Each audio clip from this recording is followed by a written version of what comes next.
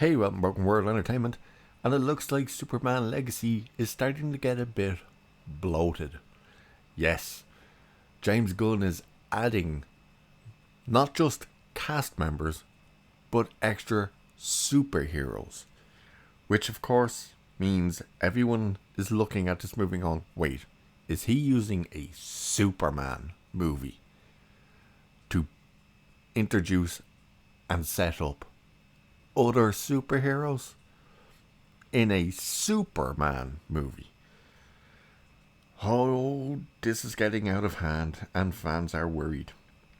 So check this out. So the cast of Superman Legacy continues to grow days after announcement of the casting of David Cornsweet and Rachel Brosnahan as Clark and Lois for James Gunn's long-awaited first DCU film. New actors are joining the cast.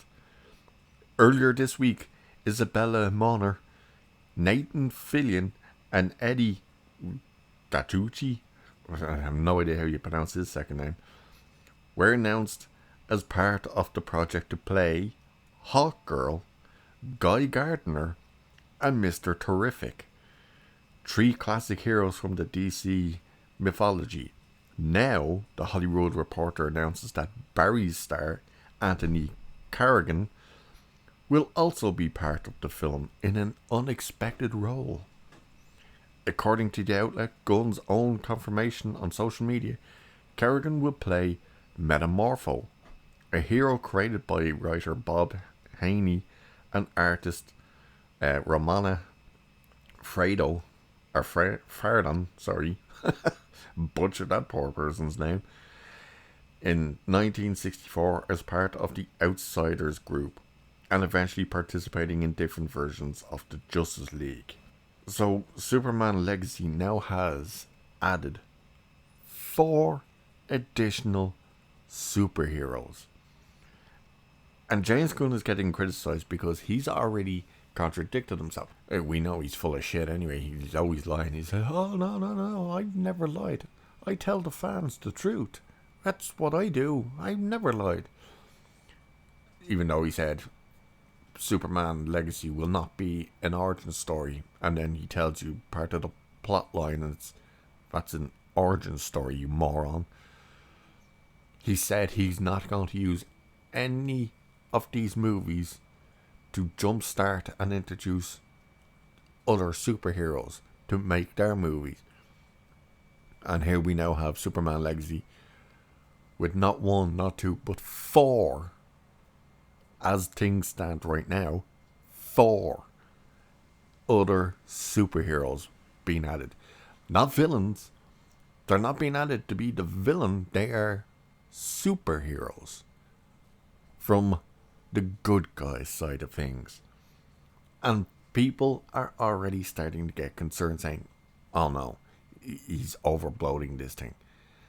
And that was a concern with the first Tom Holland Spider-Man movie, Homecoming, was all of a sudden you were hearing Iron Man was being put in it. And then there was other names. I can't remember what other heroes' names were being put into it. But once people heard Iron Man, they were like, oh no, how is he going to be essentially the star of the movie, and Spider-Man's going to be like the co-star in his own movie? And it almost ends up like that. But he's added 4 superheroes to this movie alongside Superman, in what's essentially going to be Superman's first outing. Oh, this is getting ridiculous now. And if he's only added 4 now, is he going to add more? There's a rumour that this thing's meant to set up the Authority, which is the second movie that he's doing, which is also so dumb. Nobody knows the Authority. And that's the second movie you want to lead with. It's, oh my god. We knew it was time to be worried when he was writing it, producing it, directing it, casting it, firing Henry Cavill, and then you hear Tom King is giving him pointers with it. Just everything about this movie is starting to sound like a disaster. But there you go. That's the update we have so far. An extra 4 superheroes to fight alongside Superman in a brand new first movie for the brand new DCU, and it looks like it's not just going to be about Superman anymore. What a nightmare. What a mess. The thing's probably DOA anyway. Ugh. With that, I'll leave it there for this one. Cheers. Catch you in the next one.